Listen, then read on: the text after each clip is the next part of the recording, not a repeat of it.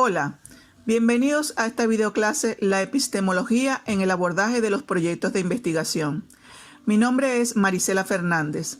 Soy licenciada en Filosofía con formación docente, con un magíster en Educación Superior y un doctorado en Innovaciones Educativas. En esta videoclase haremos una introducción de la epistemología como núcleo central, orientador del proceso de elaboración de proyectos investigativos. Aquí veremos la epistemología como una ciencia, una herramienta que nos sirve a todos para investigar, para conocer y aspirar a la sabiduría. La epistemología es una rama de la filosofía que se ocupa de estudiar la naturaleza, el origen y la validez del conocimiento. La palabra epistemología está compuesta por las palabras griegas episteme, que significa conocimiento, y logos, que se traduce en estudio o ciencia. La epistemología trata de los problemas planteados por la ciencia. Es un estudio crítico de los principios, de las hipótesis y de los resultados de las diversas ciencias, destinado a determinar su origen lógico, su valor y su contenido. En la antigüedad, los griegos fueron los primeros en preguntarse el porqué del origen de las cosas. Vemos entonces a Aristóteles, que desarrolló métodos y principios que darían lugar a invenciones como la lógica y su teoría del conocimiento. El sistema inductivo, el estudio de lo particular para alcanzar una verdad universal, se convertiría en el primer paso para lo que luego conoceríamos como el método científico.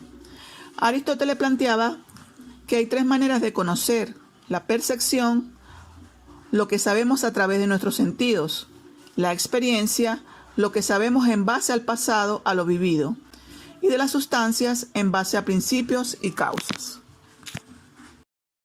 Desde estos planteamientos comienza a desarrollarse el estudio del conocimiento. Platón fue un pensador griego que era pupilo de Sócrates y llegó a ser profesor de Aristóteles. En la política, Platón se basaba en la ética y política basada en el concepto de justicia. Platón defendió un claro dualismo ontológico, creyendo en la existencia de dos tipos de realidad o tipos de mundos: el mundo sensible y el mundo inteligible o mundo de las ideas. Para Platón, las ideas son los únicos objetos verdaderamente reales. Platón fue el primero en formular la distinción entre el conocimiento vulgar, la doxa, y el conocimiento formal o científico, episteme. Ya entonces existía la necesidad de alguna legitimización de los saberes, que permitiera distinguir entre las opiniones informadas, ocultas, de las salvajes u ordinarias, especialmente en asuntos que fueran de vital importancia.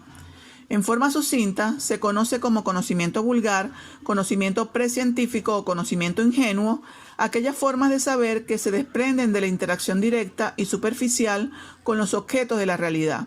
También puede surgir a partir de la opinión de las personas que nos rodean. En ambos casos, se construye sin mediar ningún tipo de método o sistema de validación, análisis o demostración racional. Es un tipo de conocimiento empírico accesible a todas las personas por igual, dependiendo del entorno en el que vivan. Tenemos entonces el conocimiento y la información.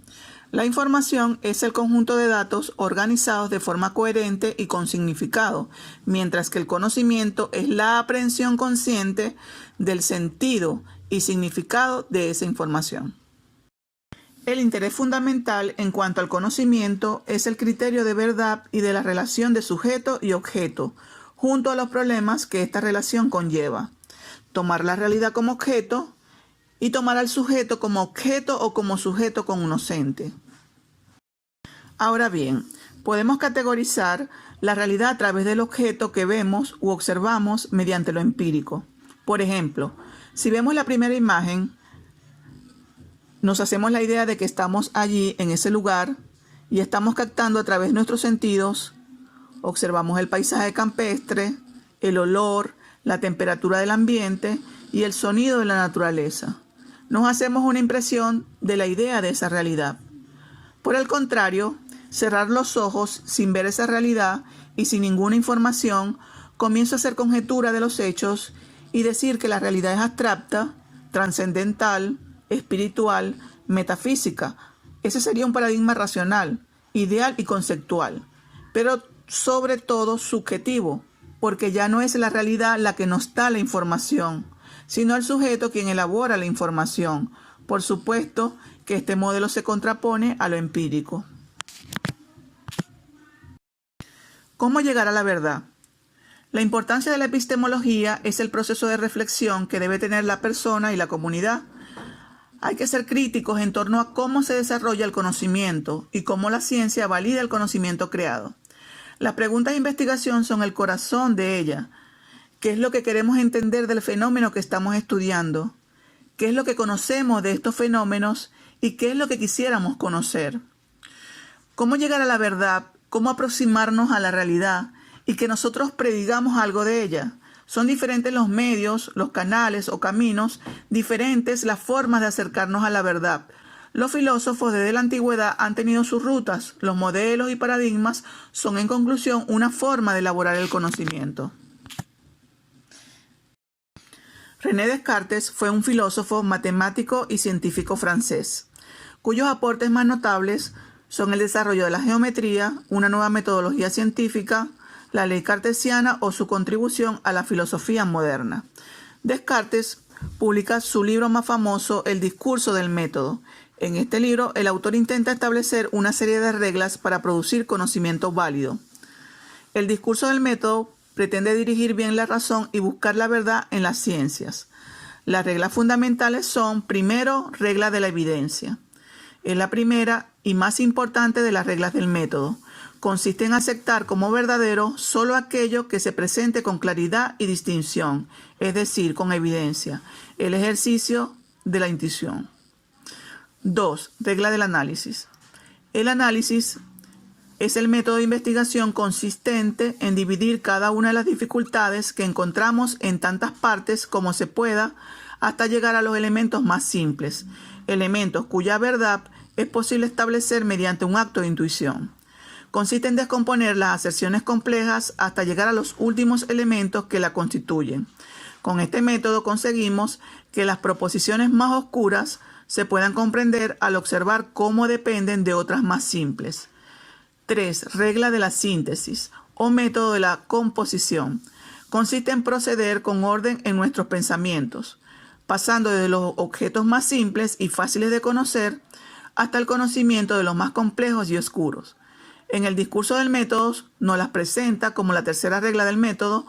Recomienda comenzar por los principios o proposiciones más simples, percibidas intuitivamente, a las que se llega mediante el análisis, y proceder a deducir de una manera ordenada otras proposiciones, asegurándonos de no omitir ningún paso y de que cada nueva proposición se siga realmente de la precedente. 4. Regla de la enumeración.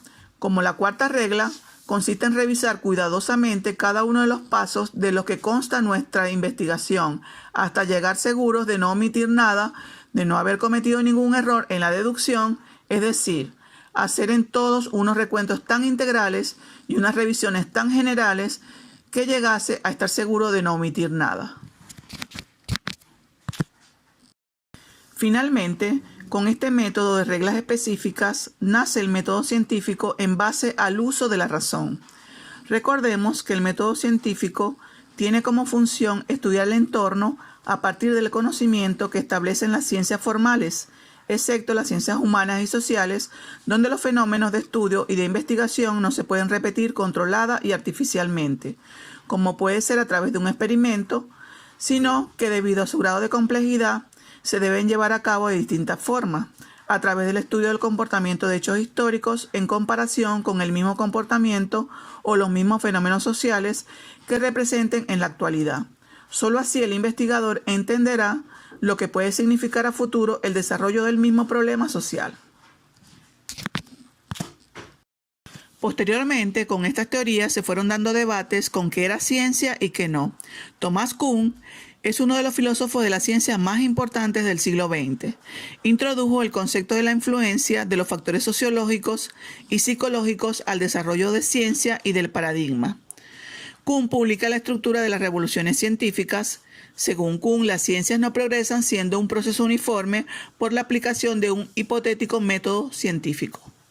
Se verifican, en cambio, dos fases diferentes de desarrollo científico. En un primer momento, hay un amplio consenso en la comunidad científica sobre cómo explotar los avances conseguidos en el pasado ante los problemas existentes, creándose así soluciones universales que Kuhn llamaba paradigma. Kuhn establece que es la comunidad científica quien valida el conocimiento en torno a un paradigma.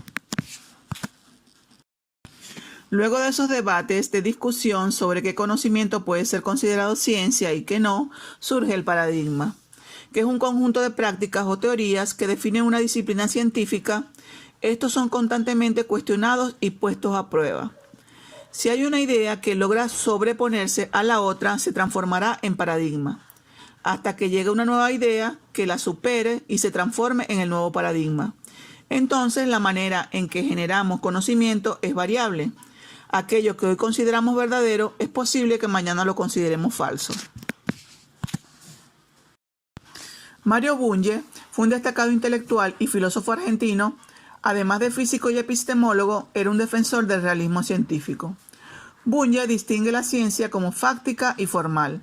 La ciencia formal es aquella que procede de entidades psíquicas, de ideales como la lógica y demás conocimientos empíricos y abstractos. Las ciencias formales o ideales son ciencias que no proporcionan información acerca de la realidad y no se ocupan de los hechos. Son ciencias que tratan acerca de los entes ideales, tanto los abstractos como los interpretados. La lógica y la matemática se llaman a menudo ciencias formales y se utilizan para demostrar rigurosamente sus teoremas. Por tanto, las ciencias formales demuestran o prueban hipótesis de manera completa y final, mientras que la ciencia fáctica es la encargada de confirmar conjeturas por medio de la observación y la experimentación.